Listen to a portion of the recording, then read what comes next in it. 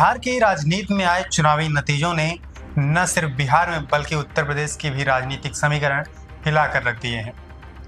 NDA की प्रचंड जीत के बीच जहां बसपा को एक सीट पर बढ़त मिली, वहीं सीमांचल में एआईएमआईएम ने भी 5 सीटों पर जीत दर्ज की। एनडीए की इस लहर के बीच इन दोनों पार्टियों की सफलता और इसी के साथ एक ऐसी तस्वीर वायरल हुई जिसने सियासी गलियारों में एक नई बहस को जन्म दे दिया। दरअसल बसपा के इकलौते विजेता विधायक सतीश उर्फ पिंटू यादव और बसपा प्रदेश प्रभारी अनिल चौधरी के ठीक पीछे बसपा के साथ एआईएमआईएम का बैनर भी लगा नजर आया और इसी बैनर ने उत्तर प्रदेश की सियासी गलियारों में एक नई बहस को जन्म दे दिया है कि क्या 2027 के चुनाव को मद्देनजर रखते हुए मायावती और असदुद्दीन ओवैसी गठबंधन करेंगे। क्या यूपी में यादव मुस्लिम की जगह दलित और मुस्लिम का समीकरण बनेगा और इन दोनों के गठबंधन का यूपी विधानसभा चुनाव पर कितना असर पड़ेगा, आइए इस वीडियो में जानते हैं। सबसे पहले बात करते हैं बिहार के नतीजों पर। बसपा ने भले ही सिर्फ एक सीट जीती हो, लेकिन कैमूर और रोहतास इलाके में उसका उभार साफ दिखा। रामगढ़ में 30 वोटों से मिली जीत ने सियासी भूगोल में बसपा की वापसी की एक हल्की रेखा खींच दी।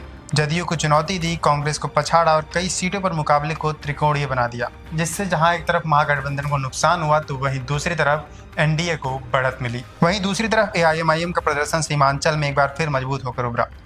25 सीटों पर लड़ी पार्टी ने 5 सीटें जीती, 2 पर दूसरे नंबर पर रही और कई जगह महागठबंधन को सीधी चोट पहुंचाई। सीमांचल से ही ओवैसी ने एक अपील की थी कि जहां पर उनका प्रत्याशी चुनाव नहीं लड़ रहा है तो वहां पर उनके समर्थक बसपा को समर्थन दे। और इसी बीच ये सवाल भी खड़ा हो रहा है कि क्या एआईएमआईएम और बसपा गठबंधन करेंगे। दरअसल मायावती ने पहले ही ऐलान कर दिया था कि वो किसी बड़े दल के साथ हाथ नहीं मिलाएंगी, लेकिन छोटे और समान विचारधारा वाली पार्टियों से समझौता संभव है।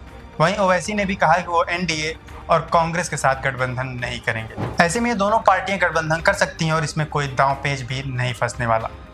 जिसके बाद अब सवाल उठ रहा है कि अगर ये दोनों गठबंधन कर लेते हैं तो यूपी के विधानसभा चुनाव पर इसका क्या असर दिखेगा। आपको बता दें कि 2022 के चुनाव में एआईएमआईएम ने 100 सीटों पर चुनाव लड़ा था, जिसमें उन्हें 4.5 लाख वोट मिले थे और ये परिणाम काफी निराशाजनक रहा था। जबकि बसपा को भी सिर्फ 12.8% ही वोट मिले थे और उनका सिर्फ एक ही विधायक चुनाव जीत पाया था।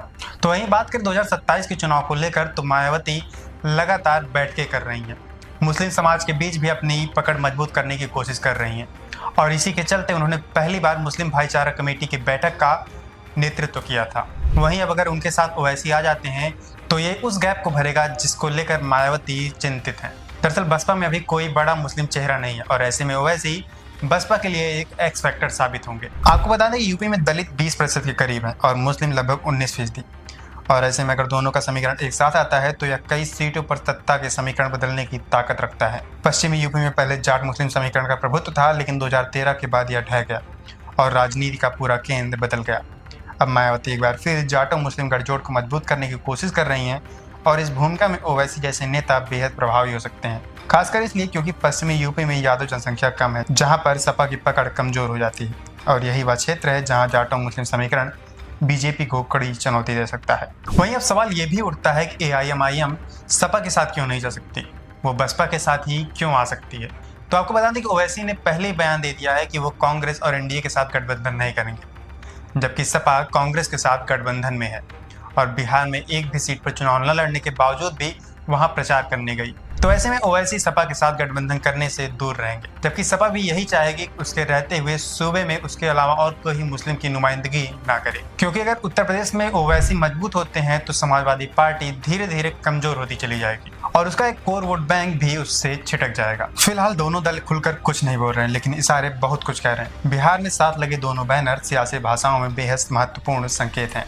ऐसे में अगर बसपा और एआईएमआईएम का गठबंधन होता है तो यह उत्तर प्रदेश की सियासत को नई दिशा दे देगा। आपको क्या लगता है कि बसपा सुप्रीमो मायावती और एआईएमआईएम प्रमुख ओवैसी का गठबंधन होगा?